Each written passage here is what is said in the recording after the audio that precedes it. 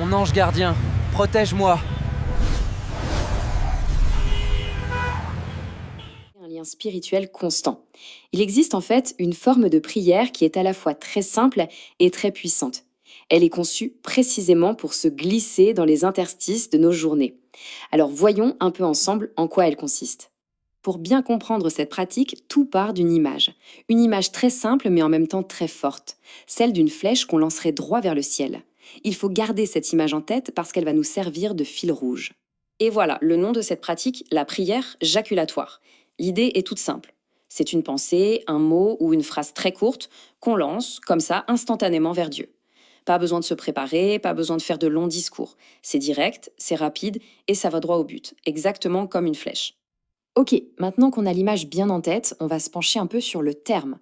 D'où est-ce qu'il vient, ce mot un peu particulier, jaculatoire, et qu'est-ce qu'il veut dire au juste? En fait, la définition tient en 3 mots-clés. Cette prière est d'abord très brève, vraiment, quelques secondes ça suffit. Ensuite, elle est fervente, c'est-à-dire qu'elle doit venir du cœur, pas juste être récitée. Et surtout, elle est spontanée.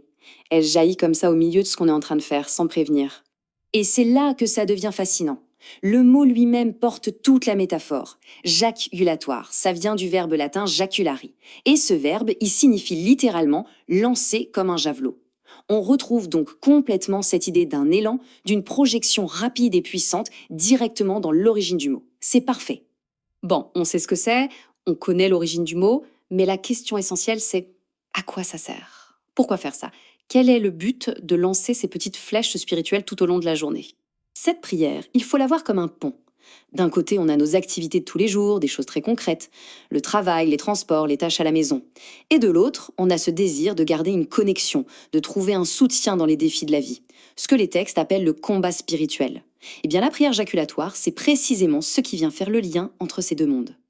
Allez, passons de la théorie à des exemples très très concrets. Concrètement, ça ressemble à quoi ces flèches verbales qu'on peut lancer au quotidien?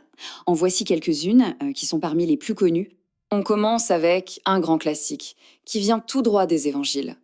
C'est vraiment une prière d'humilité, une façon de reconnaître sa propre fragilité et de demander la miséricorde. Simple, court, mais d'une puissance incroyable. Celle-ci, c'est un pur acte de confiance. Elle est parfaite pour un moment de doute, d'anxiété. Ça permet de se recentrer, de s'apaiser quasi instantanément. Là, on a 4 mots qui sont attribués à saint François d'Assise et qui résument tout. Mon Dieu est mon tout. C'est une véritable déclaration, une adoration fulgurante. Et puis parfois, la flèche, c'est juste un cri du cœur. Face à une difficulté qui arrive d'un coup, c'est l'appel à l'aide le plus direct, le plus instinctif qu'on puisse imaginer.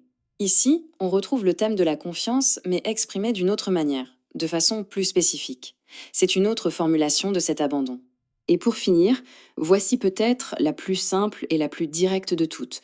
Juste avant de prendre une décision, ou pour commencer une tâche un peu compliquée, c'est une invocation pour demander l'inspiration, la lumière.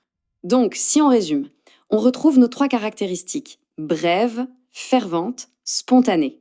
La source ajoute cette très belle image d'un heureux refrain, comme une petite musique intérieure qui nous accompagnerait toute la journée.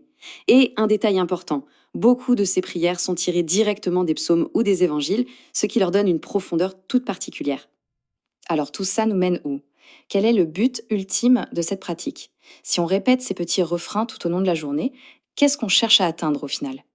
Et voilà le point crucial. Le but, ce n'est pas juste d'accumuler des petites prières, c'est de sanctifier le quotidien. C'est de faire en sorte que chaque moment, même le plus banal, que ce soit en attendant le bus ou en faisant la vaisselle, devienne une occasion de se connecter et de transformer petit à petit notre journée en une sorte de conversation continue. On va terminer sur cette question. Une question qui ouvre une perspective assez fascinante, je trouve. Et si, grâce à ces simples flèches, chaque instant de la vie pouvait vraiment, réellement devenir une prière? C'est une idée qui mérite sans doute qu'on s'y arrête un instant. Merci d'avoir suivi cette